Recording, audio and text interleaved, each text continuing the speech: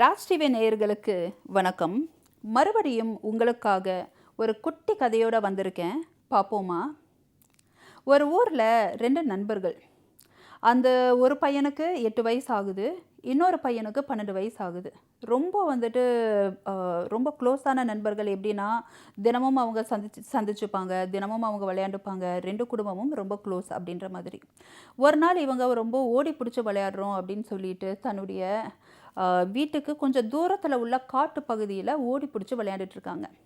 இந்த 8 வயசு சிறுவனை வந்துட்டு எப்பொழுதுமே இந்த 12 வயசு சிறுவன் கலாய்ச்சிக்கிட்டே இருப்பான். உன்னை விட நான் தான் பலசாலி. ஏன்னா ஒவ்வொரு தடவையும் ஓட்டப்பந்தய போட்டியாக இருந்தாலும் சரி, ஓடி பிடிக்கிற விளையாட்டாக இருந்தாலும் சரி, இந்த 12 வயசு சிறுவன் தான் ஜெயிப்பான். ஏன்னா அவன் உடம்பு வாட்டசாட்டமாக இருக்குது, அவன் கொஞ்சம் பலசாலி, அவன் வயசுக்கு தகுந்த உடம்பு அப்படி தானே இருக்கும். இவன் சின்ன பையன், 8 வயசு பையன்தான். ஸோ இந்த மாதிரியான ஒரு சூழலில் ஒரு நாள் ஓடி பிடிச்சி விளையாண்டுட்டு இருக்கும்போது காட்டு பகுதியில் ஒரு பெரிய பள்ளத்தில் அந்த 12 வயசு சிறுவன் விழுந்துடுறான். அப்போது அங்கே காப்பாற்றுறதுக்கு யாருமே கிடையாது.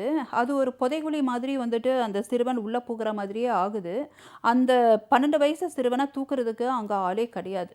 அப்போ அந்த 8 வயசு சிறுவன் என்ன பண்ணுறான் அப்படின்னா, பக்கத்தில் உள்ள அரச மர அந்த விழுதை அதை எடுத்து அது கயிறு மாதிரி போட்டு, நீ அதை பிடிச்சிக்கோ, நான் இழுக்கிறேன் அப்படின்னு முயற்சி பண்ணுறான். இந்த 8 வயசு பையனும் முடிஞ்ச அளவுக்கு இழுக்க ட்ரை பண்ணுறான். ஆனால் இவனுடைய பலம் வேற, இந்த 12 வயசு சிறுவனுடைய பலம் வேற. பட் இருந்தாலும் முயற்சி பண்ணுறான். கடைசியில் 8 வயசு சிறுவன் எலும்பு தூளமாக இருக்கக்கூடியவன் 12 வயசு நல்ல பலசாலியாக இருக்கக்கூடிய ஒரு சிறுவனை அந்த புதைகுழியிலிருந்து மிகப்பெரிய பள்ளத்திலிருந்து தூக்குறான். 2 பேர் வெளியே வராங்க. வெளியே வந்தோன்னே 2 பேருமே கட்டி பிடிச்சா அழுகுறாங்க.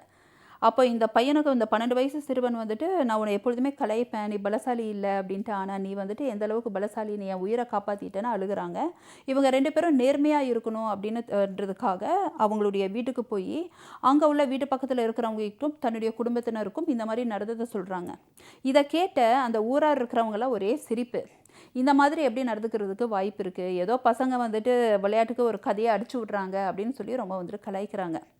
அது காரணம் என்னென்னா, அது எப்படி 8 வயசு சிறுவன் எலும்பு தோலுமா இருக்கான், இவன் போய் புதைகுழியிலிருந்து இந்த மாதிரி ஒரு 12 வயசு சிறுவனை தூக்க முடியும், இவன் நல்ல பலசாலியாக இருக்கானே அப்படின்னு சொல்கிறாங்க. அந்த இடத்துல அந்த மக்களுக்கு மத்தியில் ஒரு முதியவர் இருக்கார். அவர் வந்துட்டு என்னென்னா, அங்கே உள்ள ஊர் தலைவர்னு சொல்லலாம், ஞானத்துக்கு பேர் போன அந்த ஒரு மனிதர். அந்த மனிதர் மட்டும் என்ன சொல்கிறாரு அப்படின்னா, இது நடந்துச்சா அப்படின்றது கேள்வி கிடையாது, இது நடந்திருக்கு பசங்க சொல்கிறாங்க. ஆனால் எதனால் நடந்திருக்கு அப்படின்றது தான் நம்ம வந்துட்டு கேள்வி, அதுக்கு தான் பதில் நம்ம வந்துட்டு சொல்லணும்.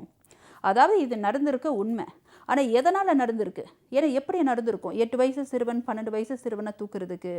இந்த கேள்விக்கான பதிலை அந்த முதியவரே சொல்கிறாரு.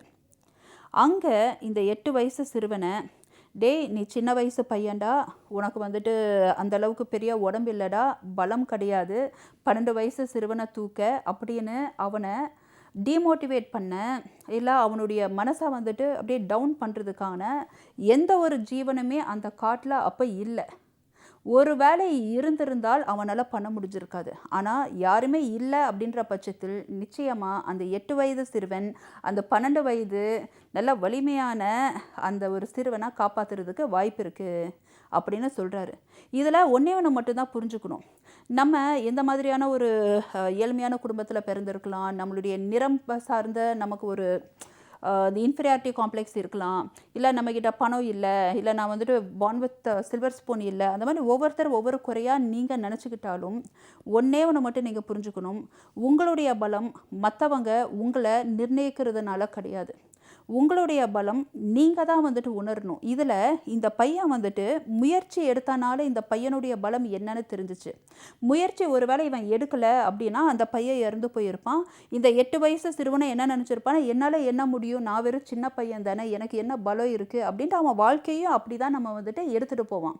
அதனால் நண்பர்களே, உங்களுடைய பலத்தை நீங்கள் தெரிஞ்சு வச்சுக்கோங்க. உங்களுடைய பலத்தை நீங்கள் ஃபஸ்ட்டு அண்டர் எஸ்டிமேட் பண்ணக்கூடாது.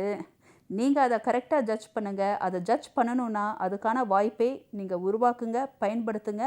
உங்களுடைய பலம் எது வரைக்கும் அப்படின்றத தெரிஞ்சுக்கோங்க, அதை மேம்படுத்துங்க. மறுபடியும் ஒரு குட்டி கதையோடு நாளை சந்திப்போம். நன்றி, வணக்கம்.